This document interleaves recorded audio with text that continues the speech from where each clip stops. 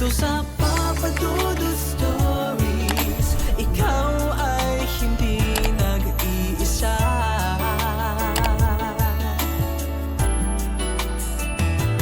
Dito sa Papa Dudut Stories, may nagmamahal sa'yo. Papa Dudut Stories, Papa Dudut Stories. Dear Papa Dudut, sa lahat po ng mga nakatutok ngayon, huwag pong kalimutan mag-like, mag-share at mag-subscribe. Maraming salamat po sa inyong lahat.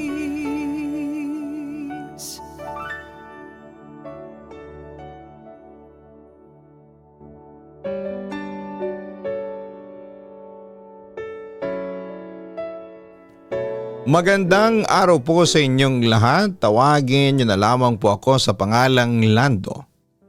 28 years old na sa ngayon at kasalukuyang nakatira sa Imus, Cavite. Share ko sana sa inyo ang naging karanasan ko. Maraming taon na rin po ang nakalipas. Ang istoryang ito ay hango sa totoong pangyayari noong nasa kolehiyo pa lamang ako. Around 2017, nag-aaral pa ako noon sa isang premier university dito sa Dasmariñas, Cavite. Meron akong girlfriend at tawagin na lang po natin sa pangalang Elaine. Si Elaine ay isang matangkad, maputi, maganda ngunit tahimik at introvert na financial management student. Mayroon lamang siguro siyang maituturing na 2 o 3 kaibigan sa buong kolehiyo plus ako na boyfriend niya. Samantala summer ng 2018, nagkaroon ng out of town travel naming magkakaibigan mula high school ang makapunta sa Ilocos Norte at Ilocos Sur. Siyempre kasama namin ang kanya-kanya naming mga partners. Sobrang excited namin ni Elaine. Kaya naman, inagahan talaga namin ang alis ng bahay papunta sa meeting place. Kasi nais naming makapamili ng maayos na mauupahan sa tabi ng bintana. Pinakauna talaga kaming nakarating at sa sobrang aga ay wala pa doon ng van na susundo sa amin. Ilang saglit pa ay isa-isa nang nagsipagdatingan ng mga kaibigan ko pati ang mga kasama nila. Napakahabang biyahe nito pero sigurado kung masusulit namin dahil sa dami ng pwedeng puntahan ay tiyak na bitin ng 3 days and 2 nights. Ang Kalye Crisologo sa Vigan. Bagamat moderno na din ang ilang kalye sa paligid ay napanatili pa din nilang sinauna ang vibe nito. Maganda ang sikat ng araw kaya maaliwalas ang daan na talagang nakakaaliw maglakad-lakad. Nakasabay nalilibang ang mga mata naming walang tigil ang pagtingin sa bawat bahay at panindang madadaanan namin. Sumakay kami ng kalesa ni Elaine para libutin ang ilang parte ng lugar na yon. Napakasigla ng bawat sandali habang hawak kamay naming ginagala ang aming mga paningin sa bawat madaraanan. Nang matapos naming marating ang iba't ibang makasaysayang museo at iba pang tanawin ay bumalik na kami, lulan pa rin ang kalesa. Oras na kasi para magkita-kita na kami ng iba ko pang kasama na nilibot din ang lugar ng may kapares. Samantala, marahan na ang pagtakbo ni Manong dahil dumarami na rin ang turista sa kalye. Mayroong isang matanda ang pumukaw sa aking atensyon habang umaandar kami. Nakatayo siya sa gilid ng daanan at nakatingin sa amin habang papadaan sa kanyang harapan. Nakasuot siya ng damit na barot saya. Mahaba at puti ang kanyang buhok. Nang makalagpas kami sa kanya ay nagaya si Elaine na mag-selfie kaya tinaas ko ang aking kanang kamay habang hawak ang cellphone sabay click. Nang aking tignan ng kuha ay sinilip din ni Elaine sabay sabing ang fresh natin dyan ha. Nang aking titigang maigi ang selfie namin ay agad ako nagulat. nang mapansin kong nahagip sa larawan ng matandang babae. Ang kakatuwa pa ay nakatingin siya at nakangiti sa lente ng aking kamera na kahit malayo na, ang distansya namin sa kanya ay kita mo pa rin kapag itinodo ang zoom. Agad na kinilabutan si Elaine kaya pinaboran niya ang kuha namin sa pag-alalang may malas na dulot ito. At baka mapano pa daw kami lalo na at dayo kami doon. Binura ko na kaagad-agad at napaka-creepy talaga ng kanyang ngiti habang direktang nakatingin sa amin.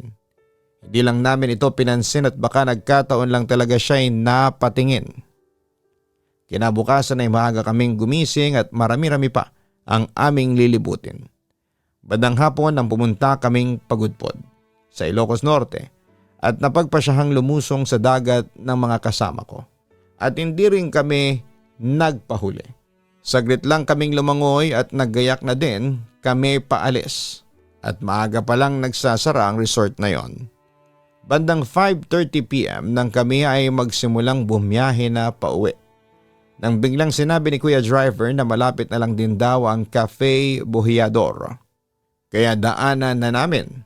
Naalala ko pa noon ang kalangitang kulay kahel, nakahalo ng kulay lila dahil nga paggabi na din. Nang makarating kami sa paradahan ng sasakyan ay nagkatamaran ng sumama ang ilang kaibigan ko at bibili na lang daw ng souvenir sa mga tindahan doon. Kahit ako ay tinamad na din nang makita kong pataas pa ang daang aming lalakarin. Mag-tricycle na tayo papunta doon. Sa pauwi na lang natin lakarin pababa. Sumama ka sa akin at gusto ko makarating doon. Pagpupumilit pa ni Elaine. Nakarating kami sa tapat ng hagdan patungo sa itaas pa kung nasaan ang atraksyon. Bago ko pa nga ilapat ang aking paa sa unang baitaang ay tinangala ko na ang aking aakyatin at hindi ako nakaramdam ng maganda. Dahil sa napakarami naming kasabay na ibang turista ay binaliwala ko na lang ang aking pag-aalinlangan. Nang sa wakas ay makakyat na kami ay bumungad sa amin ang isang parihabang estruktura na makaluma na ang bintana at may pasilyo sa gitna na daraanan pakyat naman sa may parola. Biglang naalala ko ang isang kabanata ng Gabi ng Lagim 3 ng KMJS na pinamagatang parola. Kaya pala pamilyar ang lugar na yon ay dahil napanood ko na ito bago pa man kami makapunta dito. Biglang lamig ng paligid sa ihip ng hangin. Nagbalik sa aking alaala ang napanood ko. Ayon sa kwento, isang grupo din ng mga magkakaibigan ang bumisita sa lugar na ito at pinagpakita ng matandang lalaki na itim ang mga mata. Nang maalala ko yon, kinilabutan talaga ako pero hindi ako nagpahalatang kabado kay Elaine. Kahit na habang tinitingnan namin ang bawat kwarto ay hindi pa rin mawaglit sa isipan ko ang kabanatang yon sa KMJS. Napapahimas na lamang ako sa braso ko na nagtatayuan ng balahibo dahil naaalala ko pa ang matandang lalaki na sumasayaw sa may pasilyo sa saliw ng isang kantang Ilocano ang liriko. Napaka-creepy ng parting yon sa palabas habang andon ka mismo kung saan nangyari ang napanood mo. Kung maaari lang ay bumalik na agad ako sa sasakyan. Pero dahil ayaw ko namang masira ang mood ni Elaine at ng mga kasama ko, ay pilit kong nilabanan ang kagustuhang yon. Nakakandado ang ilan sa mga kwartong dinaanan namin. 2 lamang ang naiwang bukas at kahit na bahagyang kabado ay pumasok na din kami para tignan kung ano ba ang nasa loob. Medyo kulob at hindi masyadong maliwanag. Wala namang kaming ibang nakita kundi isang kama na makaluma din ang estilo at isang aparador na hindi ko na maalala kung anong iba pang ang naroroon. Lumabas din kami kagad at pumunta na sa may hagdanan sa may parola. Napadasal talaga ako sa isipan ko nang papanik pa lamang sa hagdan dahil doon din ang parting nakaupo ang babaeng duguan ng mukha sa palabas. Sa kabilang banda, maraming tao ang nakatambay sa paligid ng lighthouse. Panaykuha ng picture ng mga turista at nakigaya na din kami. Saglit na umupo at inikot ang kapaligiran dahil sarado naman ang pintong papanik sa mismong tuktok ng parola na siguradong mas maganda ang tanawin mula doon. Maya-maya ay bumaba na din kami. Dumaan uli sa pasilyo at nang akmang pababa na ng hagdanan ay napansin ko sa aking peripheral vision. Sa gawing kaliwa na may tao, matandang babae na nakatalikod sa amin at doon na nakaharap sa tanawin. Maaring na paranoid na naman ako sa mga katatakotang naisip ko kaya hindi ko na uli siya nilingon at nagmadali na kaming lumakad pababa. Nang kami ay bahagyang nakalayo na at kasalukuyang bumababa ng hagdan ay napatanong si Elaine na bakit nagmamadali tayong bumaba. Hindi ako sigurado pero parang nandun yung matandang nakita natin sa Kalye Crisologo. Yung nakadamit ng sinauna at nakatingin sa kamera ko. Tugon ko. Saan banda dun? Wala akong napansin. Pagtataka niya. Ang sabi ko naman ay huwag na naming intindihin at malamang ay guni-guni ko lang yon.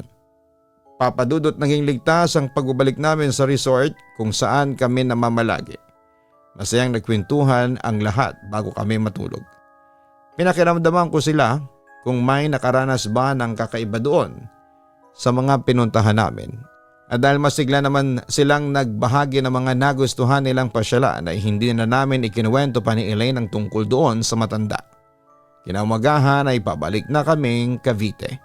Saglit na nag-umagahan at nagpa-picture kasama ang lahat bago sumakay ng van. Ang lugar kung nasaan ang resort na pinaglagian namin ay medyo tago dahil nasa isang makipot na kalye ito at napapaligiran ng mga bahay. Habang umaandar na kami patungo sa National Road ay nakatingin lamang si Elaine sa bintana nang bigla siyang mataranta. "Oh my God!" ang sabi niya.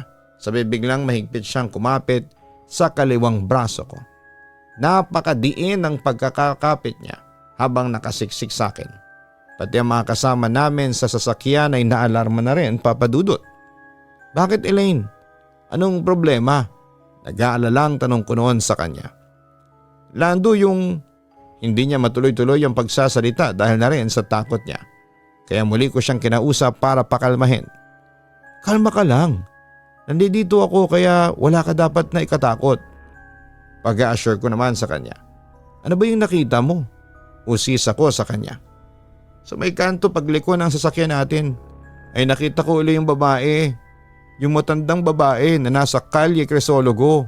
Kumakaway sa atin habang nakangiting nandidilat ang mga mata." Paglalahad pa ni Elaine. Nagsilingunan ang mga kasama ko sa likod ngunit hindi nila ito nakita pa. Doon ko na ikinuwento ang lahat sa kanila. Nabalo tuloy ng takot ang sasakyan habang umaandar kami kaya nagmistulang may prayer meeting sa loob ng van dahil sabay-sabay kaming nagdasal habang nakapikit ang isa't isa.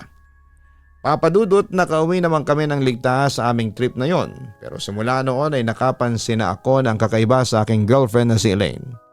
Nagsimula lamang ito sa pagbanggit niya na masama ang kanyang pakiramdam. Nanghihina at masakit ang likod among others. Hanggang isang araw ay lumala na ito na ultimo habang naglalakad lang kami ng payapa. Sa university ay bigla itong magsasabi na mabigat ang likod at biglang magkukulaps at aatakihin ng seizure. Pinatignan namin siya sa heart and brain specialist upang malaman kung anong sanhin ang kanyang seizures. Ngunit lahat ay lumabas na negatibo. Walang maibigay na malinaw na sagot ang mga ito maliban sa kailangan niya ng pahinga at uminom ng mga bitaminang pampalakas ng resistensya. Hanggang sa isang gabi, tumawag sa akin si Elaine mula sa kanyang bahay at sinabi niya sa akin na nakita daw niya yung matandang nakita namin sa Ilocos na nasa labas ng kanilang bahay. "Lando, kanina pa siyang nakatayo sa tapat ng bintana ko." Nung sinabi ko yon kay Papa at nag-inspeksyon sila sa labas kasama si Kuya Trell ay wala naman silang nakita.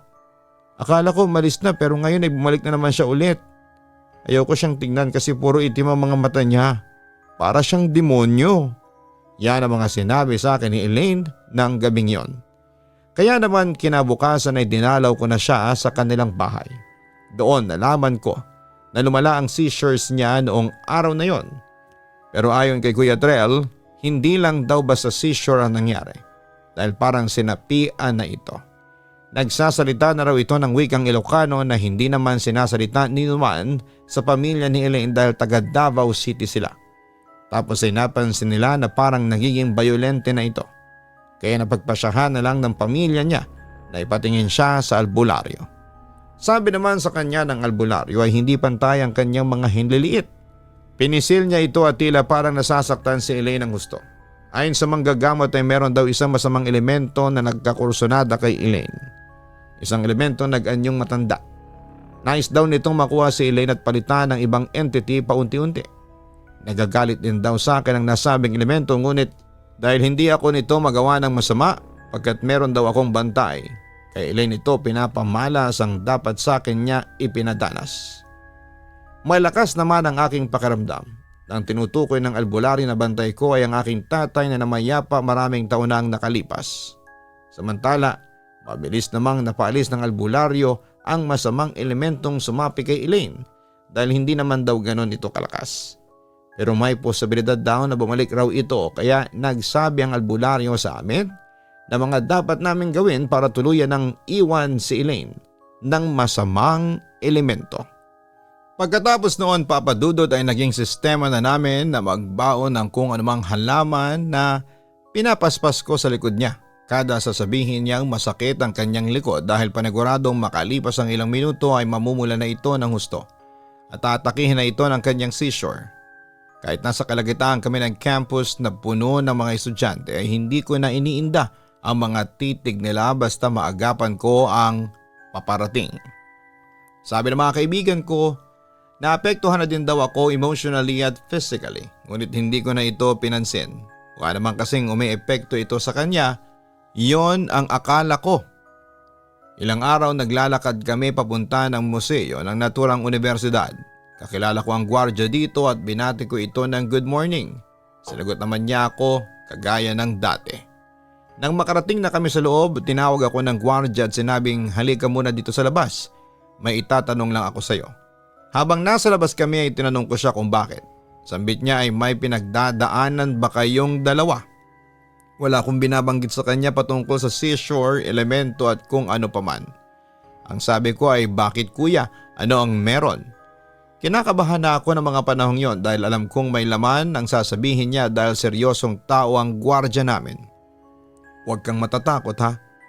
Nang paparating kasi kayo, nakita ko na may nakapatong sa likod niya na parang usok pero korteng babae. Hindi ko maaninag ang mukha niya.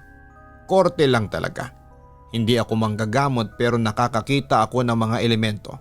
Mukhang literal na inattach na nito ang sarili niya sa girlfriend mo. Pwede ako magbigay ng payo kung hindi mo mamasamain, sabi sa akin ng gwardiya. Sabi ko sa kanya na malaking bagay na sinabi niya sa akin ang nakita niya. Pero hindi ko inelaborate pa in details ang nangyari sa amin. Ngunit nakuha niya ang gusto kong iparating. Paano ko mapapalis yung matandang babaeng elemento? Paano ko matutulungan si Elaine? Ayon sa gwardiya ay mas lakasan pa daw ang pananalig sa Diyos. Palagi magdasal dahil lagi ko naman talagang ginagawa. Kung maaari din daw ay limitahan daw muna namin ang pagkikita. Hayaan ko daw na labanan din ni Elaine sa sarili niyang elemento at wag daw maging masyadong dependent sa akin. Siguro hindi ko na din ito choice to make. Pero choice na ng magulang niya at siya mismo. Dahil after din noon ay pinaghiwalay nila kami. Ako daw kasi ang naging rason kung bakit nagkaganon ang anak nila. Wala na silang masisisi. Kaya siguro in the end sa akin na ibinaling ang sisi. In short, nagalit sa akin ang family niya and siya, ayon sumunod na lamang sa gusto ng parents niya. Pero ayos lang, at least sa ganong paraan ay nakatulong ako. Naghiwalay kami ng tuluyan kahit na labag sa kalooban ko. I fell into depression sa kalagitnaan ng final thesis ko. Pumayat ako ng sobra. Iyak ako ng iyak at hindi na kumakain at lumalabas ng bahay. On the other hand ay gumaling siya, lumakas, she thrived without me. She fought with her demons alone. At masaya ako na lalabanan niya yon kahit na ang ibig sabihin noon she's really better off without me. As for me, I got better and healthier too. All is fair. We got the ending we both deserve. Sa ngayon Papa Dudut ay tapos na ako sa pag-aaral. May asawa at 2 anak at may magandang trabaho. Kung hindi man si Elaine ang nakatuluyan ko, wala na rin akong regrets kasi mas better ang dumating sa aking buhay. As for the old woman na sumasabi kay Elaine, hindi ko na alam kung ano ang nangyari doon. Kung tuluyan bang napaalis ito ni Elaine sa katawan niya. Ang mahalaga na lamang sa akin ay safe ang pamilya ko. Papa Dudut, hanggang dito na lamang po ang sulat ko at muli maraming salamat at magandang araw po sa inyong lahat. Lubos na gumagalang, Lando. Maraming salamat kay Lando sa pag-share mo ng iyong kwento sa aming programa. Mahirap ang nagiging sitwasyon kapag nakursunodahan ka ng masamang elemento. Pero nangyayari lamang ito kung mahina ang pananampalataya mo sa Panginoon. Nilalapitan ka ng mga nilalang ng dilim dahil wala kang pangdepensa laban sa kanila. Ayon din sa mga paranormal experts, sinasapian ng isang tao ay dahil din sa mahinang mental state ng isang tao. Yung mga taong may depression, schizophrenia, bipolarism at iba pang mental illness ay vulnerable din sa mga pag-atake ng kampo ng kadiliman. Gayunpaman ay tanging kapangyarihan labang ng Diyos ang makakatalo sa mga masasamang elemento. Kung malaki ang iyong paniniwala na mahal ka ng Diyos, hindi magkakaroon ng puwang ang dyablo na maggasik ng takot sa iyong dibdib.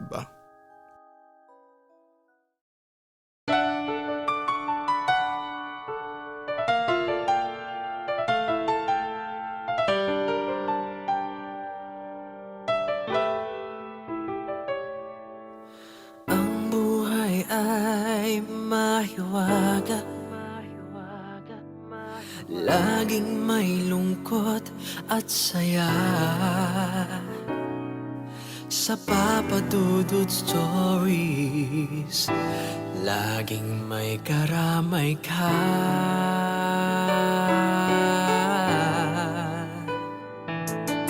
Mga problemang kay bigat, dito ay pakikinggan ka. Sa Papa Dudut Stories, kami ay iyong kasama. Dito sa Papa Dudut Stories, ikaw ay hindi nag-iisa.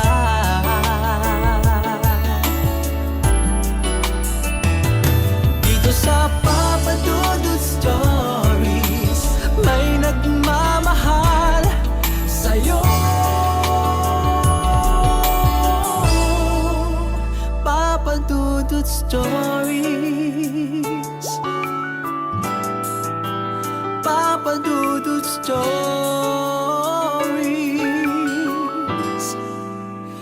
Papa Dudut Stories. Makipagkulitan! So ayun po guys, nagkakagulo na po tayo ngayon dito. Nakikita po natin si Gian. Hi everyone! So ayun na po, may mga bisita po kami. Andito po ngayon. Makipagtawanan!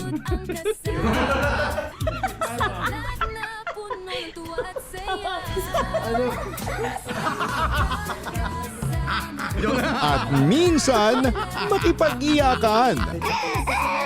Lagyan na ng gamot. Kanina umiyak si Gian, sabi niya, Ama, tanggapin mo ang kapalaran ng iyong ama. Sa Papa Dudut Family YouTube channel. Subscribe na! Dito sa Papa Dudut Stories.